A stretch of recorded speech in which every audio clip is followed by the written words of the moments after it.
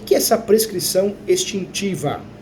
No direito civil, a prescrição extintiva, que cai no exame de ordem, é a causa extintiva da pretensão de direito material, não processual.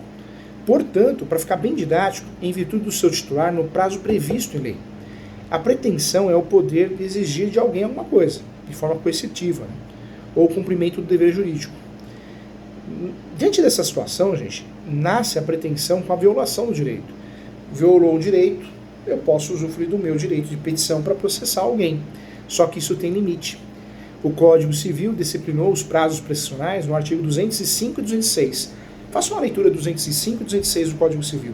Todas as prescrições estão ali, hein?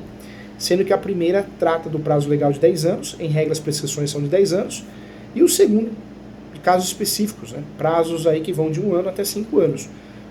O primeiro só será utilizado caso exista hipótese já traçada no Código. Ou seja, a análise se aplicava 206, se não for, aplica-se o prazo 205. Tá? Então é importante bater um papo sobre isso. Faça a leitura para que você possa conhecer melhor essas situações que sempre caem no exame de ordem e muita gente acaba errando por falta de estudo. Lembrando que Código de Defesa do Consumidor, a prescrição é 5 anos, tá? Código de Defesa do Consumidor, 5 anos. Prescrição, 5 anos. Não vai esquecer, tá bom? Quando eu falo em relação civil, em regra 10, mas nós temos situações específicas de 1 a 5 anos. Não podemos deixar de lado também o estudo da decadência, ou seja, a caducidade. E aí eu trago para você que há direitos subjetivos que não ensejam a formação de obrigações, posto que são destituídos, né, dos respectivos deveres. O direito protestativo é o poder que o agente tem de influenciar no âmbito jurídico outra pessoa, podendo construir, modificar, extinguir uma situação subjetiva também. E aí eu trago para você também um exemplo do direito protestativo, que é a dispensa do empregado, a dispensa realizada pelo patrão, né? O patrão, o chefe, que foi capaz de influenciar na esfera jurídica do empregado, sendo esse dispensado. Então, acho que é um exemplo bem didático. E aí eu trago para você que a decadência, gente, diferentemente da prescrição, é a extinção do direito protestativo, pela falta do seu exercício, no prazo previsto em contrato ou na lei. Pode ser previsto no contrato ou na lei. Seguindo o critério científico, a decadência está ligada, portanto, aos direitos potestativos. Guarda isso que fica mais fácil. Com as ações que tenham por objeto a constituição ou desconstituição de relações jurídicas. E aí eu trago para você o exemplo das ações anulatórias, né? Que completa, assim, afirmando em direito potestativo, que são aqueles que conferem o poder de influir ou determinar mudança na esfera jurídica de outros, né, por atos unilaterais. Existem duas espécies de decadência, tá? A legal é aquela que está prevista, exposta na lei, o prazo de 1 ano, para anular a partilha mandada por vícios ou defeitos que vão invalidar, em geral, os negócios jurídicos. E existe a convencional. Então, você perguntar para mim, professor Júlio, quantas decadências existem? Existem duas classificações, a legal e a convencional. A convencional são os prazos fixados espontaneamente pelas partes em um contrato, dentro de um contrato, né? O prazo de garantia dado pelo vendedor de um produto, isso é um exemplo. E aí eu trago para você também a renúncia. Só é permitida na decadência convencional, isso cai na prova bem, anota aí. A renúncia só é permitida na decadência convencional e não é possível a renúncia no caso de decadência legal. Então a prova bem adora perguntar isso. Então, renúncia existe na decadência? Existe. Na convencional. Na legal, não. Por quê? Porque a legal trata-se de matéria de ordem pública, né? Então é importante guardar isso. O artigo 210 do Código Civil trata muito bem desse assunto. O juiz deve conhecer de ofício a existência de decadência, mas esse dispositivo só é aplicável na espécie legal, sendo nula, portanto, a aplicação desse artigo na decadência convencional. Tá? Então, importante aqui também. Quais são os prazos de decadência que estão espalhados aí no Código Civil? Isso cai no exame de ordem também, tá? Exceto as que tratam da prescrição. O Código 205 e 206, ele vai tratar para efeito ilustrativo e segue alguns prazos. 3 e 60 dias, 516 do Código Civil. 30 dias, 445. Anota aí, estou fazendo uma esquininha para você, tá? Então, 3 e 60 dias, artigo, tem que ler, 516 do Código Civil, leitura complementar. 30 dias, 445 do Código Civil. 180 dias, 1560 do Código Civil. 1 ano, 2027 do Código Civil. 5 anos, 1859 do Código Civil, lembrando com a defesa do consumidor, 5 anos, relações de consumo, hein? 15 anos, maior prazo de decadência no Código Civil, artigo 1423, tá? Então, agora sim, você conhece bem os fatos, os atos jurídicos aqui, não dá para errar. Tenho certeza que você vai acertar com muita facilidade.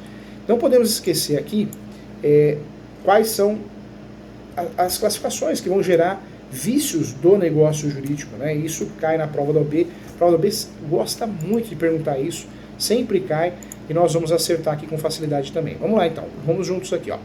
Os defeitos ou os vícios do negócio jurídico são de fato temas importantes que vão cair na prova da OAB.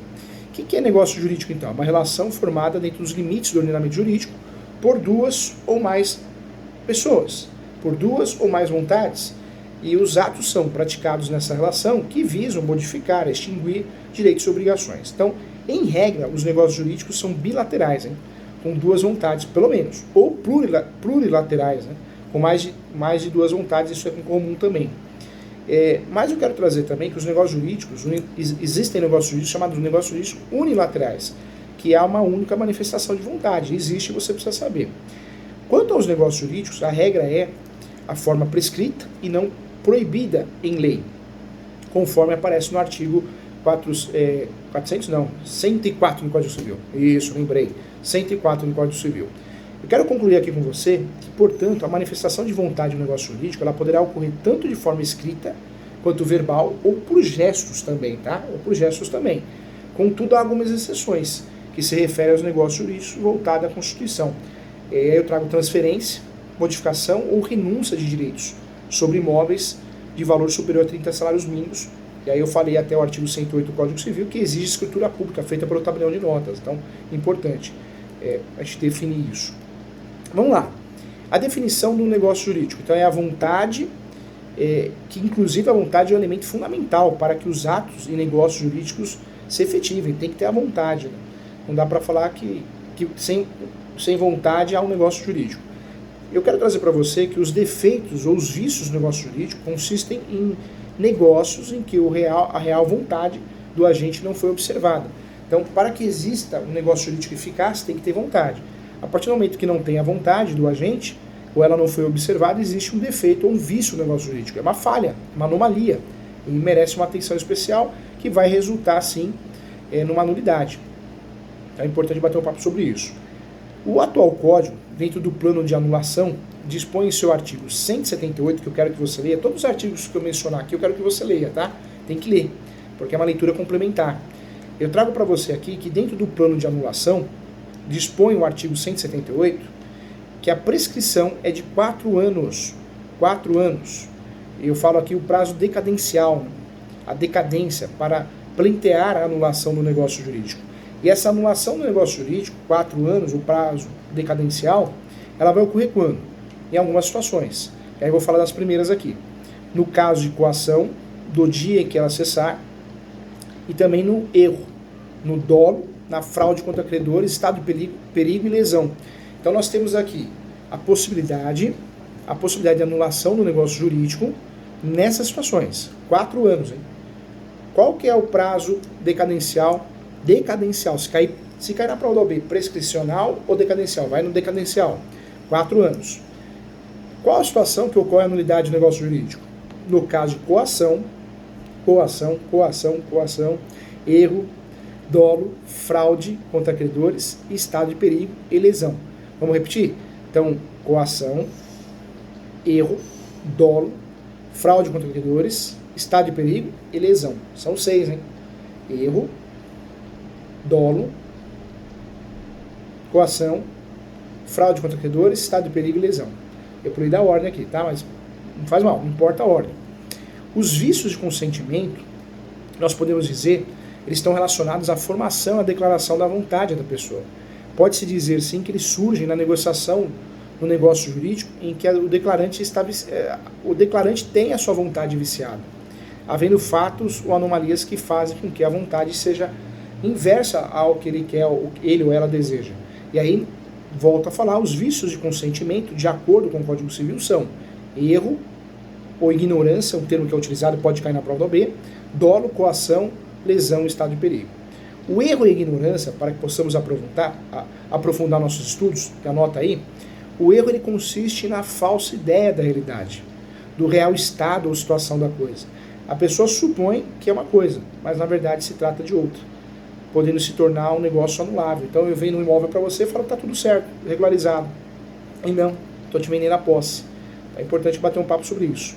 Eu falo no meu livro que erro é um engano fático, real, uma falsa noção em relação à pessoa, do objeto ou ao direito que se acomete à vontade de uma das partes que celebrou o negócio jurídico.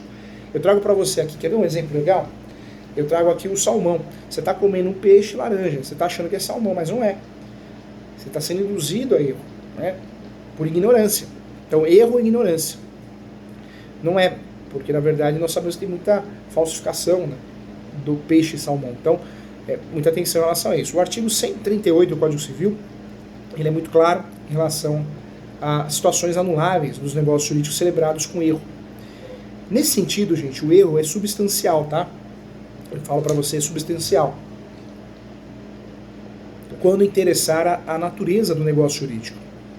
Tem até um termo em latim, error in negotio, é o termo utilizado em latim.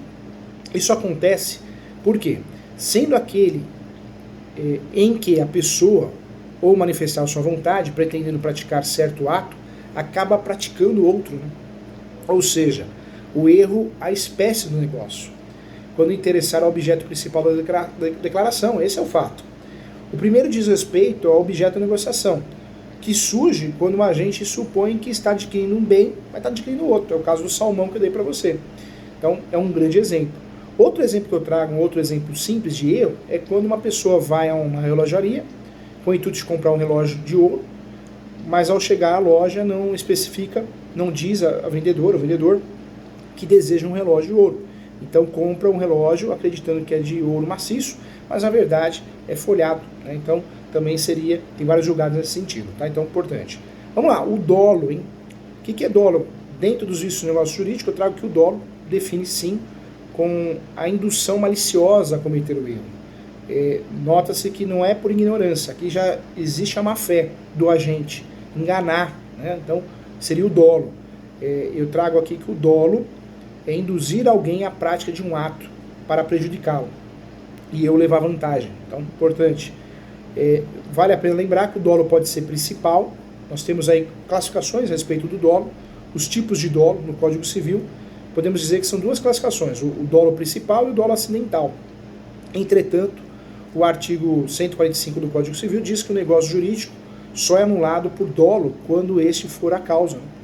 E isso eu quero trazer para você, que o negócio só é anulável se foi celebrado em consequência de que o agente foi induzido por outra parte. Vamos lá, em relação às classificações aqui. Então, o que é o dolo principal, professor Júlio? O dolo principal é aquele que a causa determinante da confirmação do negócio jurídico configura-se quando o negócio é realizado e uma das partes utiliza de artifícios maliciosos para fazer com que o outro seja enganado, seja induzido a erro. Já o dolo acidental, o artigo 146 do Código Civil, é o dolo que só obriga a satisfação das perdas e danos, né? É acidental porque quando a seu respeito o negócio seria realizado embora por outro, né? Na verdade eu não quis enganar, induzir a erro. Eu fiquei quieto, eu fui omisso. A próxima classificação que eu quero tratar para você é a coação. E a coação é mediante pressão física ou psicológica. Então, o exemplo que eu trago aqui é obrigar alguém a fazer alguma coisa por uma ameaça física ou psicológica. É o vício mais grave e profundo que pode afetar o negócio jurídico, hein? Então é importante. O estado de perigo, podemos dizer que o estado de perigo consiste, o próximo, né, motivo, consiste numa situação em que o agente, como o próprio nome diz, em perigo de vida, constitui-se com a situação em que ele ou alguém, né, da sua família está numa situação grave, então ele assume a obrigação desproporcional e excessiva. Então eu vou no hospital, 100 mil reais para atender sua esposa. Então eu faço um cheque, né, em estado de perigo. Então eu posso pedir a nulidade do negócio em virtude do estado de perigo, porque ou eu fazia aquilo ou a esposa iria falecer. Então eu estou usando um artifício, mas diante da condição, aquele estado grave de perigo. Tá? A lesão, nós temos no 157, ela se constitui quando o ato da celebração ou execução do negócio jurídico, a pessoa obriga a si própria ou uma prestação de valor desproporcional ao da prestação oposta, né? Então, trago como exemplo aqui a prestação de outra parte que compõe o negócio jurídico, tanto sendo credor como devedor. Então, também seria. Prova da OAB pode cair uma nomenclatura de vícios sociais, e eu trago para você que o que são vícios sociais?